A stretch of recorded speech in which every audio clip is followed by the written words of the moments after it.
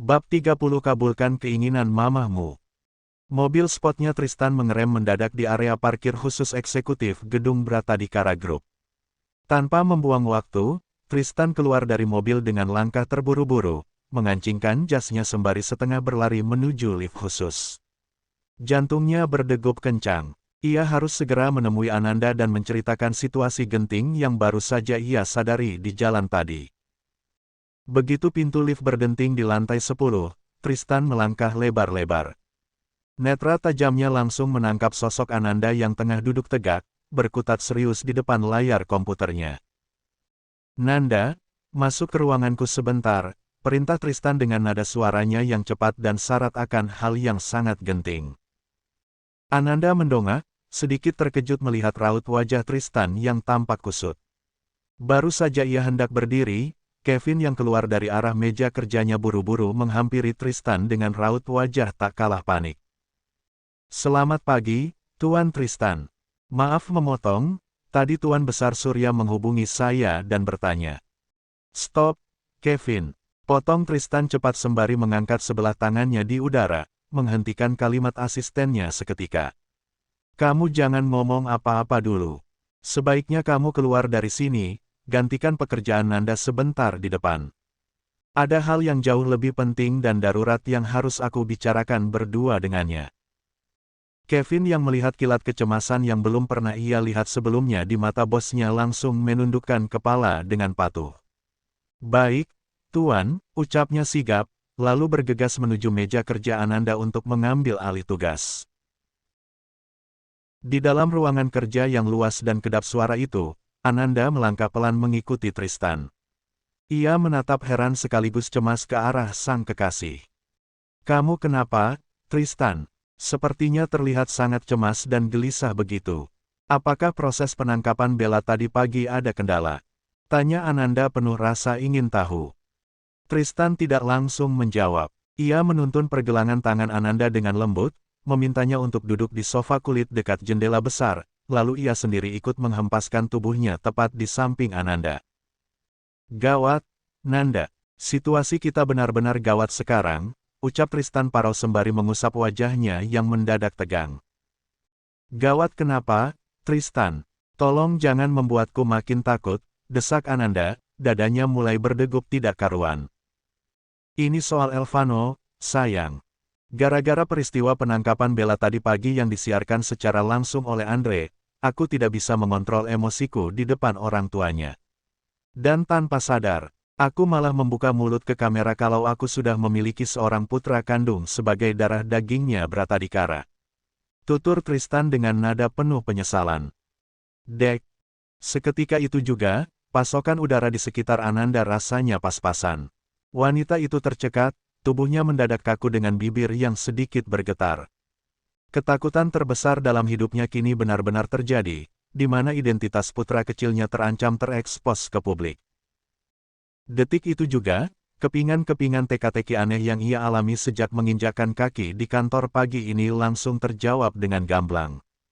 Ananda teringat bagaimana para karyawan di lobi menatapnya dengan pandangan penuh selidik, bisik-bisik tetangga yang ia dengar di koridor, hingga tatapan aneh dari rekan kerja lainnya. Ternyata, berita viral mengenai Tristan Bratadikara sang pengusaha muda paling berpengaruh yang diam-diam telah memiliki seorang putra sudah menjadi perbincangan yang teramat hangat di kalangan internal karyawan sejak beberapa jam yang lalu. "Pantas saja," bisik Ananda dengan tatapan kosong, tangannya meremas rok kerjanya sendiri. "Pantas saja tadi pagi saat aku tiba di lobi bersama dua bodyguardmu, semua karyawan menatapku dengan tatapan yang sangat aneh dan mengintimidasi, Tristan. Jadi, mereka semua sudah tahu." Tristan yang melihat gurat kepanikan di wajah Ananda segera memajukan tubuhnya. Kedua tangan kekarnya mencengkeram lembut namun mantap pada bahu Ananda, mencoba menyalurkan ketenangan di tengah situasi yang makin tak terkendali. Tapi aku sama sekali tidak menyebut namamu di depan kamera, sayang." "Sungguh?" ujar Tristan cepat, mencoba menenangkan Ananda yang mulai gemetar.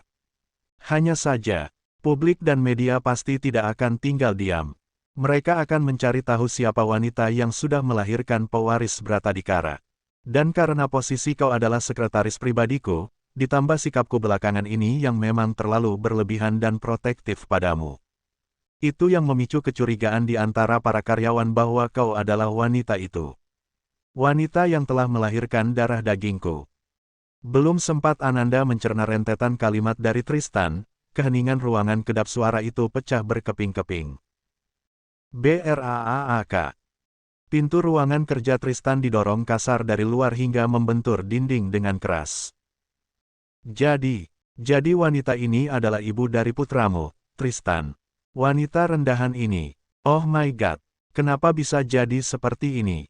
Ucap Nyonya Mutia dengan suara melengking tinggi penuh kegeraman, wajahnya memerah padam menahan syok dan amarah yang meledak. Tristan dan Ananda seketika terlonjak kaget dari duduk mereka, jantung mereka mencelos melihat kemunculan Nyonya Mutia dan Tuan Surya Bratadikara yang begitu tiba-tiba bak dihantam badai. Melihat kilat permusuhan di mata ibunya, Tristan dengan sigap menarik tubuh Ananda ke dalam rangkulannya. Ananda yang teramat ketakutan meremas ujung jasnya Tristan, menyembunyikan wajah pucat pasinya di balik punggung kokoh pria itu. Sementara itu di luar ruangan, Kevin mematung di balik meja kerja dengan napas tertahan. Ia sama terkejutnya melihat kedatangan dadakan Tuan dan Nyonya Besar Bratadikara yang langsung menerobos masuk. Alamak, bisa runyam nih urusannya. Sepertinya Tuan dan Nyonya Besar sudah tahu soal hubungan Tuan Tristan dan juga keberadaan putra mereka. Tapi syukurlah, lebih baik mereka cepat tahu sekarang, biar Tuan Tristan dan Ananda secepatnya dinikahkan secara resmi. Batin Kevin, berharap akhir yang baik dari drama keluarga ini. Di dalam ruangan, Tuan Surya bergerak cepat mencoba menenangkan istrinya yang mulai sesak napas karena emosi. Ia menarik gagang pintu dan menutupnya kembali hingga rapat, menguncinya agar perdebatan keluarga ini tidak menjadi konsumsi publik karyawan di luar. Tenang dulu, Mah. Duduk, tegas Tuan Surya menuntun istrinya. Nyonya Mutia akhirnya menghempaskan tubuhnya di kursi sofa dengan dada naik turun, mencoba menenangkan dirinya sendiri karena hatinya belum bisa menerima kenyataan bahwa Ananda, wanita yang ia anggap tak selevel dan hanya seorang sekretaris adalah ibu dari cucu kandungnya. Tuan Surya berdiri tegak di depan sofa, melipat kedua tangannya di dada dengan aura intimidasi seorang penguasa tua. Tristan, Papa minta penjelasan atas semua skandal yang kau ciptakan ini. Apa maksudmu menyembunyikan hal sebesar ini dari kami, orang tuamu sendiri? Kau sudah sangat keterlaluan, Tristan. Omel Tuan Surya dengan nadanya yang berat, matanya menatap sinis dan menuntut jawaban dari putranya. Ananda yang berada di balik punggungnya Tristan semakin menundukkan kepalanya dalam-dalam. Jantungnya berpacu ekstrim. Ini adalah kali pertama ia berhadapan langsung dengan sosok Tuan Surya Bratadikara yang terkenal tegas, kaku, dan teramat menyeramkan jika sedang murka. Tristan menghembuskan napas panjang dan berat. Ia tahu, dinding rahasia yang ia bangun selama ini sudah runtuh total. Ia harus bisa mengontrol emosinya sendiri agar bisa menjelaskan semuanya dengan kepala dingin. Memang sudah saatnya kedua orang tuanya mengetahui kebenaran pahit yang berujung manis ini. Tristan menurunkan tangannya, meraih jemari Ananda yang sedari tadi mendingin karena ketakutan, lalu menggenggamnya dengan teramat erat. Ia menoleh sekilas, menatap lekat sepasang mata Ananda dengan tatapan penuh penguatan. Nanda, ini saatnya kedua orang tuaku tahu kejadian yang sebenarnya, bisik Tristan lembut namun mantap. Ananda mendongak sedikit, menatap ketulusan di mata Tristan, lalu mengangguk pasrah seraya memasrahkan nasibnya pada pria yang teramat mencintainya ini. Di seberang mereka, Nyonya Mutia yang melihat bagaimana putranya menggenggam erat tangan Ananda seolah takut kehilangan, langsung melayangkan tatapan sinis dan tajam yang seolah siap menguliti Ananda hidup-hidup. Tristan menghembuskan napas perlahan, berusaha meredakan ketegangan yang menguar di dalam ruangan kerja itu. Ia menuntun Ananda untuk duduk di sofa panjang, tepat di sebelah dirinya, berhadapan langsung dengan kedua orang tuanya yang masih menatap mereka dengan penuh tuntutan. Tristan menggenggam jemari Ananda yang terasa dingin, mencoba menyalurkan kekuatan, lalu mulai membuka suara dengan nada tenang namun tegas. Papa, Mama, dengarkan penjelasan Tristan baik-baik, ucap Tristan, matanya menatap lurus ke arah Tuan Surya dan Nyonya Mutia. Kejadiannya 6 tahun yang lalu, saat aku dan Nanda dijebak oleh seseorang. Kejadian malam nahas itu terjadi di Hotel Permata, tepat di saat aku dan teman-teman mengadakan pesta Halloween. Tristan menjeda kalimatnya sejenak, melirik Ananda yang menunduk dalam. Nanda dulu satu kampus denganku di Universitas Airlangga. Aku akui, dulu aku adalah orang yang selalu merundungnya di kampus. Tapi di balik semua rundungan itu, rupanya diam-diam aku sudah menaruh hati padanya. Dan asal Mama tahu, malam itu, sosok yang menyebabkan aku bisa tidur bersama Nanda hingga membuat Nanda hamil adalah Bella. Dek. Mendengar nama Bella disebut, Nyonya Mutia seketika tersentak. Wajah Parubayanya menunjukkan ekspresi syok yang luar biasa. Apa? Bella, Tristan, jangan mengada-ada kamu. Bella yang Mama kenal itu anak yang baik, lembut, dan sopan. Mana mungkin dia memiliki sifat seperti monster menakutkan seperti itu. Sanggah Nyonya Mutia, suaranya bergetar karena tidak percaya menantu impiannya dituduh sekeji itu. Tristan menyunggingkan senyum sinis yang syarat akan kepahitan. Mama, buka mata Mama lebar-lebar. Bella itu jahat. Dia selalu bersembunyi di balik topeng malaikatnya untuk mengelabui Mama. Aku tidak asal bicara. Aku siap mendatangkan 2 orang saksi hidup, yaitu Andre dan Indra. Mereka ada di sana malam itu dan mereka tahu betul kalau Bella yang menyusun rencana jebakan itu, meskipun target awal yang ingin dia jebak sebenarnya adalah Pak Dani, dosen kami di Universitas Airlangga. Nyonya Mutia menggeleng-gelengkan kepalanya, memegang dadanya yang mendadak terasa sesak. Ini tidak mungkin. Bella sejahat itu, bisiknya lirih, mulai goyah setelah mengingat kejadian penangkapan Bella tadi pagi yang begitu heboh. Mah, tolong buka mata dan hatinya Mama. Ucap Tristan lagi, kali ini suaranya meninggi penuh kegeraman yang tertahan. Bella tidak sebaik yang Mama pikirkan selama ini. Dia itu wanita ular. Jangankan menjebakku, perusahaan papanya Andre saja jatuh bangkrut akibat ulah licik keluarga Bagaskara. Dan itu semua atas perintah dari Bella kepada papanya hanya untuk memuaskan egonya. Mendengar rentetan fakta yang diungkapkan oleh putranya, Tuan Surya yang sedari tadi diam mendengarkan hanya bisa menyandarkan punggungnya ke sofa. Pria Parubaya itu menghembuskan napasnya dengan teramat berat. Sebagai seorang pengusaha ulung, ia tahu betul bagaimana kekejaman di dunia bisnis. Namun ia tetap tak habis pikir jika seorang gadis muda seperti Bella bisa berkelakuan sebusuk dan segila itu di balik punggung mereka semua. Tristan meremas lembut jemarinya Ananda, lalu tatapannya beralih menatap lurus ke arah kedua orang tuanya. Ia menarik napas dalam-dalam sebelum melanjutkan bagian paling memilukan dari kisah perjalanan hidup wanita di sampingnya ini. Pah, Mah, ada satu hal lagi yang harus Papa dan Mama ketahui.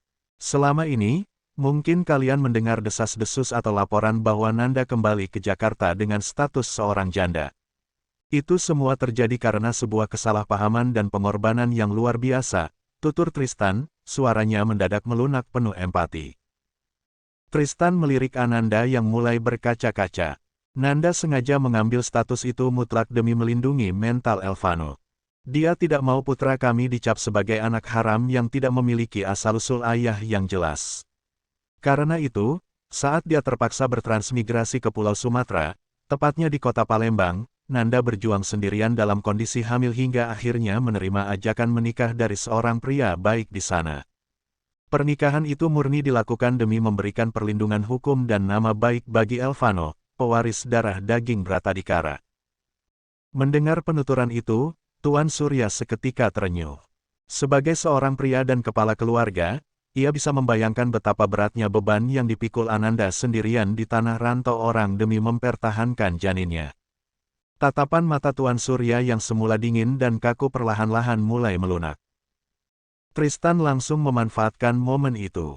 Ia berlutut di lantai, tepat di hadapan kedua orang tuanya, melepaskan ego keangkuhannya sebagai seorang CEO demi memperjuangkan cintanya. Mah, Pah, sekarang Tristan sudah menjadi seorang ayah. Bukankah Papa dan Mama selama ini sangat menginginkan seorang cucu untuk meneruskan dinasti kita? Nanda sudah memberikan kebahagiaan itu secara nyata untuk kita. Tristan ingin menebus semua kesalahan dan ketidaktahuanku selama 6 tahun lamanya dengan menikahi Nanda secara resmi. Aku ingin memberikan keluarga yang utuh dan bahagia untuk Elvano, dan aku juga teramat mencintai Nanda. Tolong, restui kami, Pah, Mah. Pinta Tristan memohon dengan ketulusan yang teramat dalam. Ananda yang duduk di sofa sampai menutupi mulutnya sendiri. Ia sama sekali tidak menyangka bahwa pria seangkut Tristan akan merendahkan hatinya sedalam itu di depan orang tuanya demi dirinya. Dada Ananda bergemuruh hebat, dibanjiri rasa haru yang tak terbendung. Suasana ruangan mendadak hening selama beberapa saat. Nyonya Mutia tampak terdiam, mencerna semua kebenaran yang baru saja menamparkan ego besarnya.